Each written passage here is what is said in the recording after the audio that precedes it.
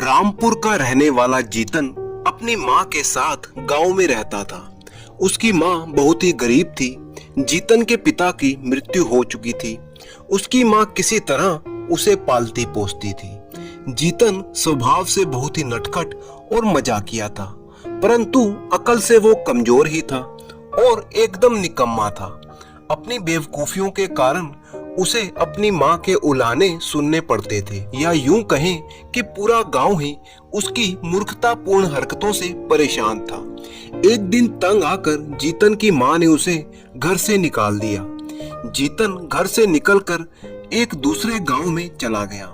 उसी गांव में उसने अपने रहने का ठिकाना बना लिया। उसका स्वभाव बड़ा ही मजाकिया और खुशदिल था, इसीलिए इस गांव के लोग उसके मित्र बन गए। गांव वालों ने जीतन की बहुत मदद की और उसकी रोटी पानी का खर्चा चलने लगा।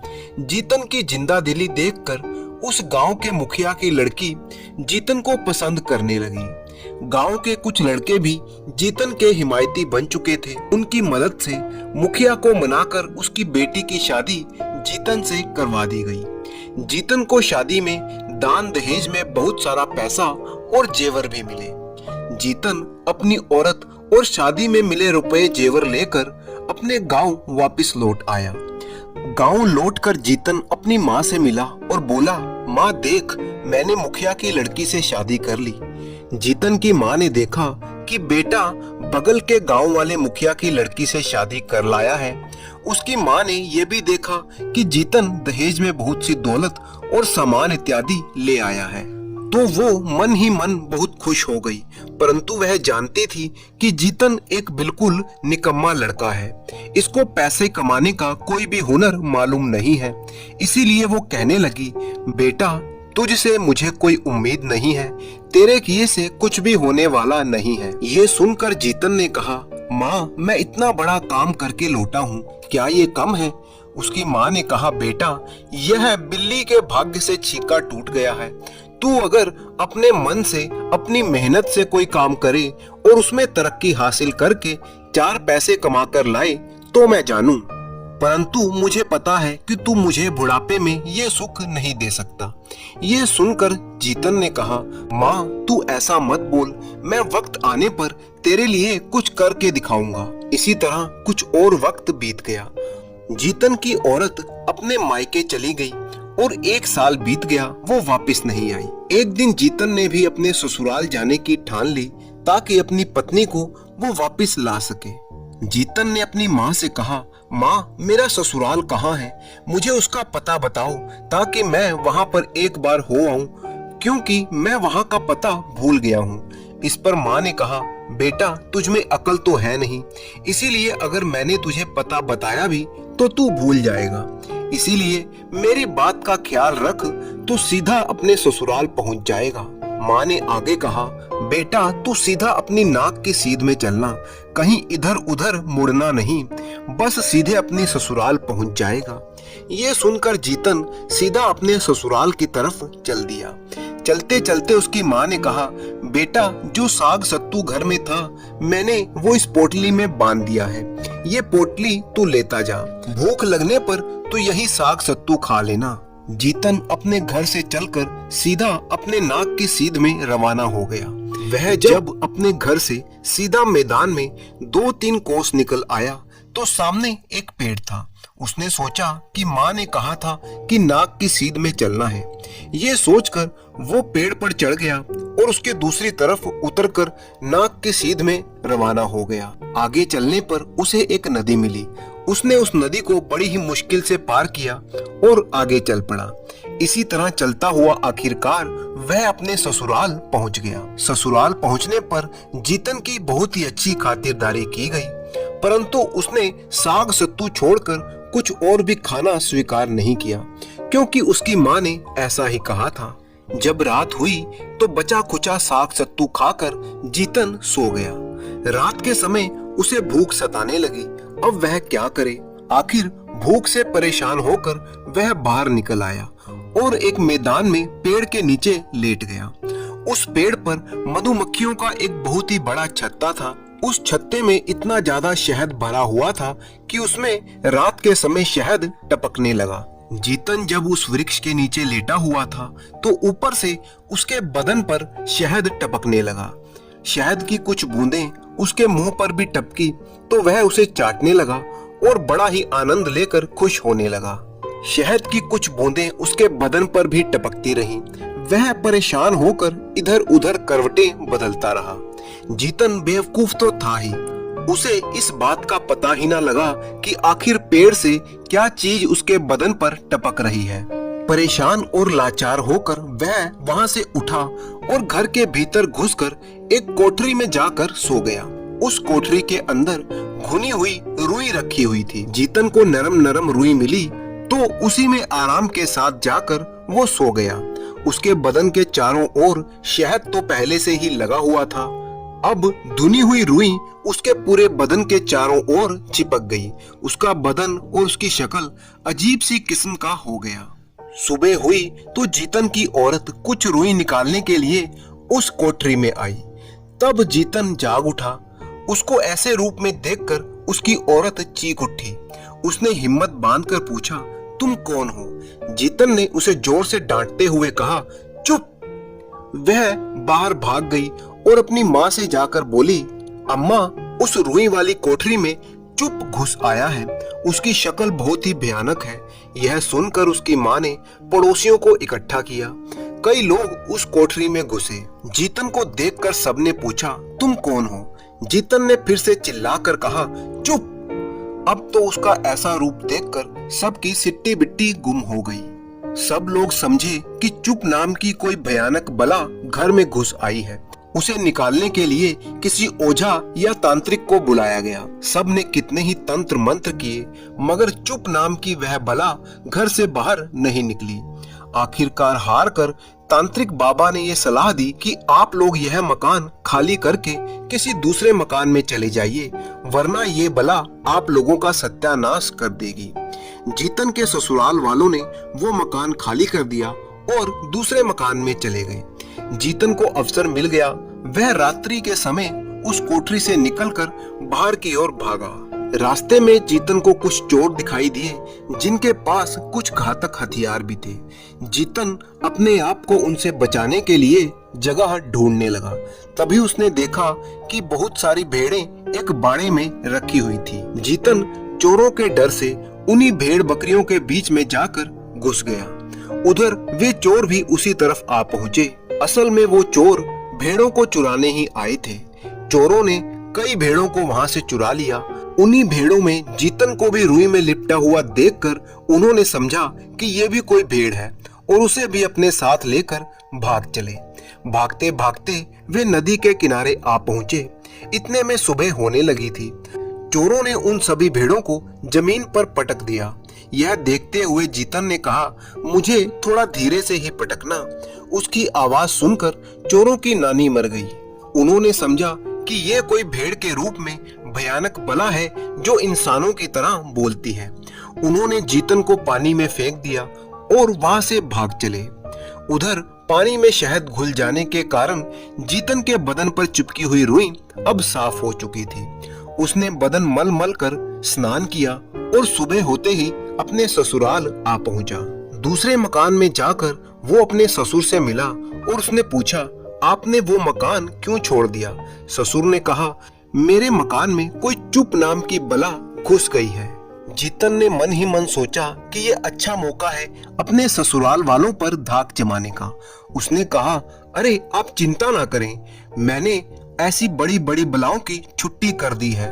वो उस पुराने मकान में गया और झूठ मूठ का नाटक करने लगा, जैसे कोई मंत्र पढ़कर उस बला को डरा रहा हो और भगा रहा हो।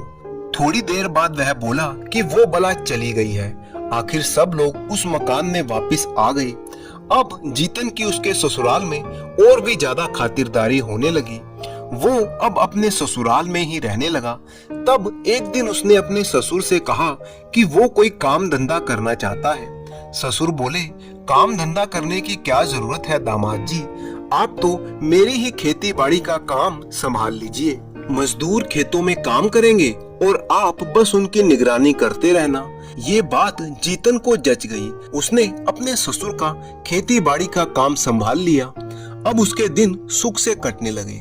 कुछ समय पश्चात उसने अपनी माँ को भी अपने पास ही बुला लिया। अब वो सब एक आराम की जिंदगी गुजारने लगे। इस तरह से निकम्मे जीतन की किस्मत ने उसका साथ दिया और वो एक धनी इंसान बन गया।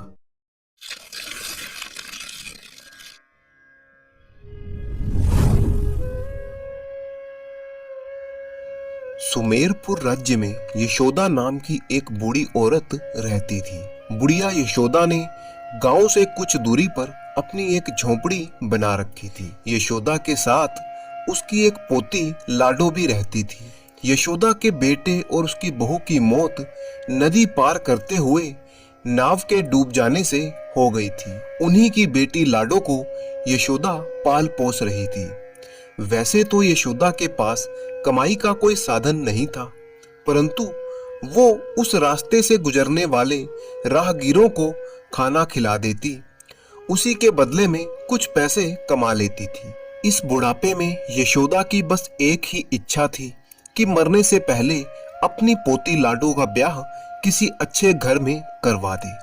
सुमेरपुर में पिछले 3 साल से बारिश बहुत ही कम हो रही थी और अकाल जैसी हालत हो चुकी थी। खेतों में फसलों का नामो निशान न था। अनाज की कमी के कारण सारे लोग परेशान थे। इन्हीं सब वजहों से राज्य में चोरी चकारी बहुत ही ज्यादा होने लगी थी। एक तो अकाल ने पहले ही लोगों की कमर तोड़ रखी थी, ऊपर से चोरों का डर अलग से था। राज्य के राजा ने घोषणा करवाई कि जो भी चोरों को पकड़ेगा उसे 1000 सोने के सिक्के दिए जाएंगे। राजा चाहते थे कि चोर को पकड़ने में जनता भी सिपाहियों का साथ दे। राजा की तरकीब काम भी आई। हर गांव में युवक रात रात को पहरा देने लगे कि चोरों को पकड़कर 1000 सोने के सिक्के इनाम में हासिल कर लिए जाएं। इस कारण से चोरी की घटनाओं में कुछ कमी भी आने लगी थी। ऐसे समय में अचानक नगर के एक बड़े व्यापारी रतन गुप्त के घर में एक चोर घुस गया। सेठ की नींद खुल गई और उसने हल्ला मचा दिया, लेकिन तब तक चोर सेठ की तिजोरी साफ कर चुका था और वहां से भाग निकला। अपने आप को बचाते हुए वो चोर नगर से बाहर आ गया। अंधेरा होने के कारण उसे ढूंढना मुश्किल था, इसीलिए सिपाही वापस लौट गए। वो चोर भागते भागते बूढ़ी यशोदा की झोपड़ी पर पहुंच गया। चोर ने झोपड़ी का दरवाजा खटखटाया। यशोदा ने दरवाजा खोला। चोर ने कहा, बुढ़िया, एक काम से शहर जा रहा हूँ। रात हो गई है, अब अंधेरे में कहाँ जाऊंगा, इसीलिए मैं यहाँ रुकूंगा। तुम मेरे खाने का कुछ इंतजाम कर दो, इसके बदले में मैं तुम्हें 10 सोने के सिक्के दूंगा। यशोदा मान गई। उसने चोर के लिए भोजन का इंतजाम किया। चोर ने देखा कि बुढ़िया के साथ एक लड़की भी थी। उसने बुढ़िया से पूछा, ये कौन है? यशोदा ने कहा, ये मेरी पोती है। मेरे बेटे और बहू की मौत हो चुकी है। इसका ब्याह कर दूं तो सब चिंताओं से मुक्त हो जाऊंगी। यशोदा ने आगे कहा, अकाल की वजह से मुसाफिरों का आना जाना भी कम हो गया है। बड़ी ही मुश्किल से दिन गुजर रहे हैं। समझ में नहीं आता बेटा कि इसकी शादी कैसे करूंगी। बस मेरी एकमात्र यही इच्छा है कि मरने से पहले इसकी शादी कर दूं। ये कहते हुए यशोदा की आंखों से आंसू छलकने लगे। यशोदा ने अपनी फटी हुई साड़ी से अपने आंसू पोंछते हुए एक झूठी सी मुस्कान चेहरे पर बनाई और बोली, खैर बेटा, तुम खाना खाओ। मेरा बेटा भी बिल्कुल तुम्हारी ही तरह था, एकदम मजबूत और तगड़ा। ये कहते कहते फिर से यशोदा की आंखें नम हो गई। वो अपने आंसुओं को छिपाने की नाकाम कोशिश करने लगी। अचानक यशोदा को ना जाने क्या सूझा। उसने अपना एक हाथ उस चोर के सिर पर प्यार से फिराया और उठकर पानी लेने चली गई। इधर उस चोर के मन में भी भूचाल सा उठने लगा। बार बार बेटा बेटा शब्द उसके कानों से टकराकर सीधे उसके मन में घर करने लगा। इतना प्यार और स्नेह शायद कई सालों बाद उसे मिला हो। चोर ने पूछा, तुम्हारी पोती के लिए कितनी रकम चाहिए अम्मा? इस बार चोर के मुंह से बुढ़िया नहीं, अम्मा शब्द निकला था। यशोदा ने कहा, ये सब जानकर तुम क्या करोगे? क्या तुम मेरी चिंता दूर कर दोगे? चोर बोला, हाँ अम्मा, जरूर कर दूंगा। ये कहते हुए चोर ने गहनों से भरी हुई गठरी खोली। गहनों को देखकर बूढ़ी यशोदा की आंखें खुली की खुली रह गईं। उसने पूछा, कौन हो तुम? सच बताना, व्यापारी तो नहीं लगते। क्या तुमने ये गहने चोरी किए हैं?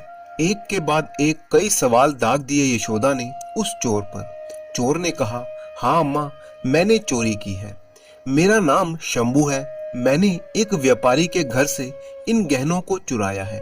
तुम्हें जितने चाहिए तुम रख लो, अपनी पोती की शादी कर लो और फिर निश्चिंत हो जाना।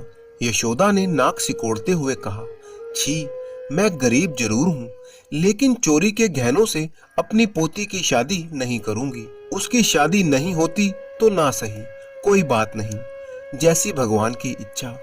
बोलते बोलते यशोदा को गुस्सा आ गया। इस पर शंभू चोर ने कहा, ठीक है, तुम इतने ईमानदार हो तो तुम मुझे राजा के हवाले कर दो।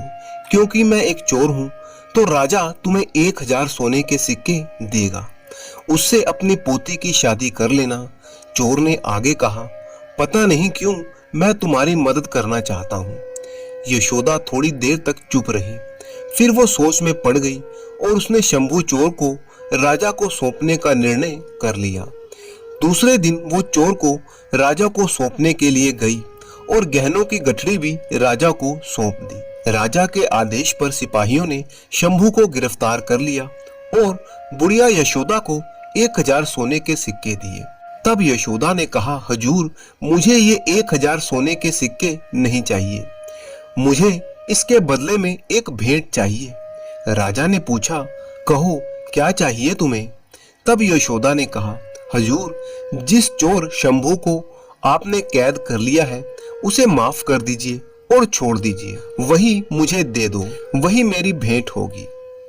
राजा ने हैरानी से कहा, चोर को छोड़ दूं, माफ कर दूं, उससे तुम्हें क्या लाभ होगा? बुढ़िया ने कहा, शंभू चोर है लेकिन एक अच्छा इंसान है। मैंने उसे पकड़कर आपके हवाले नहीं किया, बल्कि वो खुद आया है। फिर उसने राजा को सारी बात बता दी, जो भी पिछली रात को उस झोपड़ी में हुआ था। राजा ने शंभू की तरफ देखा और कहा, इस बुढ़िया की इच्छा है कि मैं तुम्हें छोड़ दूं, पर मैं जानना चाहता हूँ कि तुम चोर होकर भी इसकी सहायता क्यों करना चाह रहे हो? शंभू चोर ने कहा, माई बाप, मैं हमेशा से चोर नहीं था। पिछले 3 सालों से राज्य में अकाल है। बीमारी की वजह से मेरी माँ की मृत्यु हो गई थी और सौतेली माँ ने मुझे घर से निकाल दिया। एक दिन भूख सहन नहीं हुई तो हलवाई की दुकान से मिठाई चुरा कर भागा। भागते भागते मिठाई तो मैंने खा ली, लेकिन साथ ही लोगों ने मेरी बहुत ही पिटाई भी की। बस तब से जो चोरी करना शुरू हुआ तो आज जाकर थमा हूँ। बोलते बोलते शंभू की आंखों से आंसू छलकने लगे। उसने बोलना जारी रखा, उस रात जब बूढ़ी अम्मा ने मुझे खाना खिलाया और मेरे सिर पर प्यार से हाथ फेरा तो ऐसा लगा जैसे मेरी मरी हुई माँ सामने आकर बैठ गई हो। बस तब से ही मैंने सोच लिया कि जैसा भी हो अम्मा की चिंता दूर करके ही रहूंगा। शंभू की बात सुनकर राजा ने कहा, मैं जान गया कि तुम्हारे अंदर भी दया का गुण है और तुम एक अच्छे इंसान हो। अगर तुम दोबारा चोरी ना करने का वचन दो तो मैं तुम्हें क्षमा कर सकता हूँ और अपने राजमहल में एक नौकरी पर रख लूंगा। और अम्मा, तुम चोर को पकड़ के लाई हो तो 1000 सोने के सिक्के तुम्हें रखने ही होंगे। इस तरह चोर और बुढ़िया दोनों की समस्या का हल हो गया। यशोदा ने अपनी पोती की शादी शंभू से ही करवा दी और वो सब एक सुखी परिवार की तरह रहने लगे।